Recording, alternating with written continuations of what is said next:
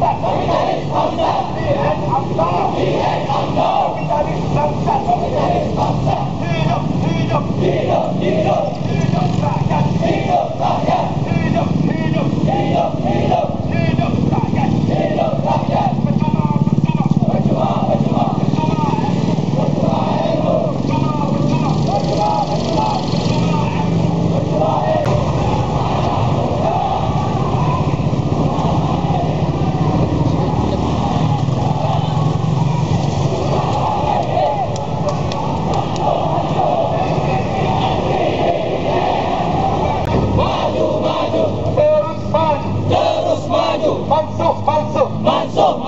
PT-PTN, PT-PTN, mansuh, mansuh, mansuh, mansuh, PT-PTN, PT-PTN, mansuh, mansuh, mansuh, mansuh, PT-PTN, PT-PTN. Saudara-saudara, kesaksian masyarakat seluruh rakyat Malaysia, kita berkumpul hari ini untuk menuntut pendidikan percuma dan menuntut mansuh pendidikan rakyat Malaysia yang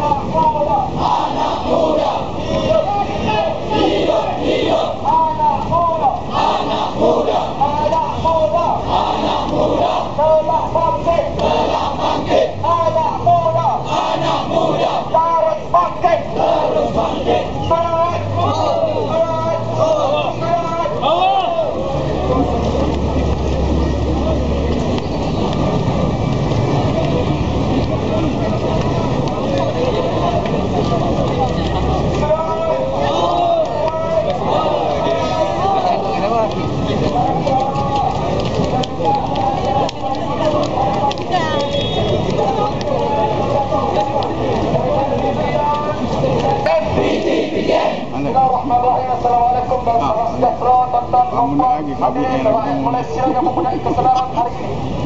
Suka untuk saya umumkan hari ini bahawa Kuala Lumpur hari ini kita yang punya. Kita bakal membuktikan kepada kerajaan bahawa rakyat yang hadir pada hari ini akan membuat perubahan. Kalau Menteri Perdana Tinggi mengatakan bahawa jangan berhimpun undi saja, kita nak sebutkan hari ini himpunan pun kita buat, undi pun kita buat. Kita akan tukar kerajaan, betul? Tukar, tukar, tukar, tukar, tukar kerajaan, tukar kerajaan, tukar, tukar, tukar, tukar, tukar kerajaan, tukar kerajaan. Yang kedua ingin saya sentuh di sini tuan-tuan dan puan sekalian, kita perlu sedar himpunan kita pada hari ini bukan himpunan retorik. Himpunan kita pada hari ini jauh sekali daripada pengaruh-pengaruh parti pembangkang. Kita berhimpun hari ini ialah antara kesedaran anak muda, kesedaran mahasiswa. Kita nak menuntut pendidikan percuma bukan untuk hari ini saja, tapi untuk masa depan yang lebih cemerlang. Betul atau tidak? Betul atau tidak? Tuan-tuan sekalian, kerajaan Malaysia telah membelanjakan 6,000 untuk setiap individu menyertai PNK selama 3 bulan.